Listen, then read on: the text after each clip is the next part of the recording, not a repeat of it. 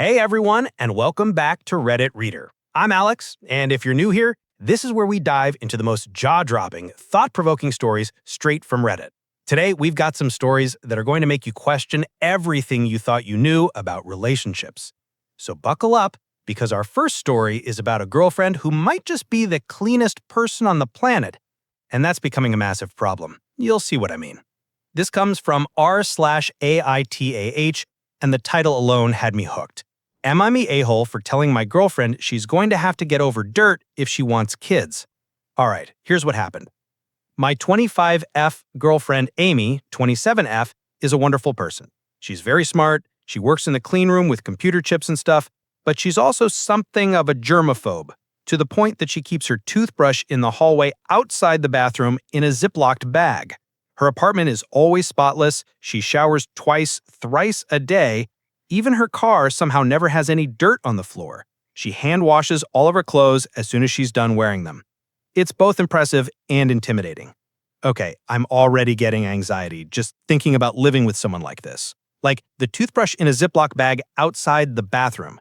That's a lot. I'm not the messiest person on the planet by any means.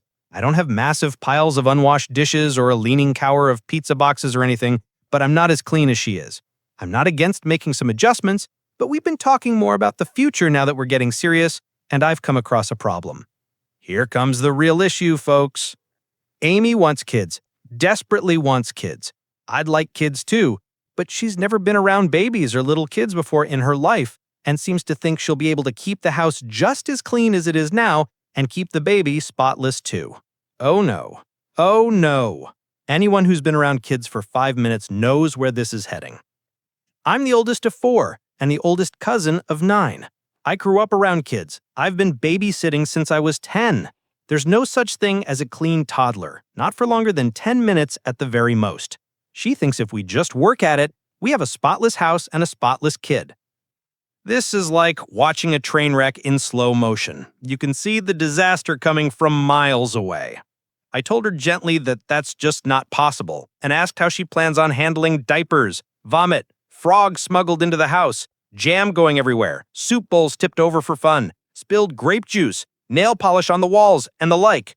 She insisted that the kids who do that are just poorly trained and don't have good boundaries. Frogs smuggled into the house. I'm dying. And nail polish on the walls. Every parent just had Vietnam flashbacks right there. I told her that they're kids without fine motor control or impulse regulation, and accidents will always happen. And if she wants to have kids, she's going to have to accept that they're going to get messy and our house will get messy. Finally, some logic enters the conversation. Amy accused me of not being supportive and trying to find excuses not to have kids with her and trying to guilt her into being sloppier. This is dissolving into an actual fight instead of a discussion, and I'm starting to second-guess myself. Maybe my family was just excessively messy because we were rural and poor? Maybe my standards are too low and we really haven't tried hard enough. It's very frustrating, and I want some outside perspective. Parental perspective especially. And now the comment section absolutely delivered on this one. Check this out. Just when you think you've cleaned up all the poop and mess, you find a casual pile of vom behind a pillow. A casual pile of vom behind a pillow. I can't even. Ooh, reminds me of the time when I found out that my littlest cousin found a loophole in potty training by piling cat litter in her closet and using that instead. Kids are terrifyingly creative problem solvers, aren't they? Look, I feel for Amy here, but this woman is in for the shock of her life if she thinks kids are going to fit into her sterile world.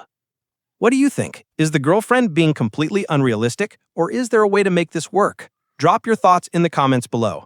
And if you're enjoying these wild Reddit stories, smash that like button, it really helps the channel grow. Don't forget to subscribe and hit the notification bell so you never miss the latest drama from the depths of Reddit. But wait, we're not done yet. Our next story is going to make you absolutely furious. This one's about a husband who wanted a divorce until suddenly he didn't. Wonder what changed his mind? This comes from r/AITA with the title, "My husband wanted a divorce until he lost his job. Am I the asshole to follow through with filing?"